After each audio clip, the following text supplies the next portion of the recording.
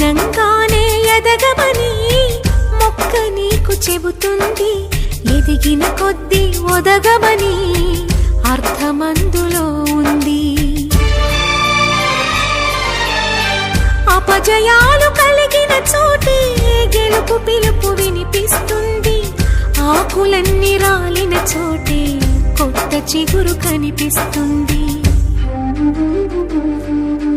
మౌనంగానే ఎదగమని మొక్క నీకు చెబుతుంది, ఎదిగిన కొద్దీ ఒదగమని అర్థమందులో ఉంది.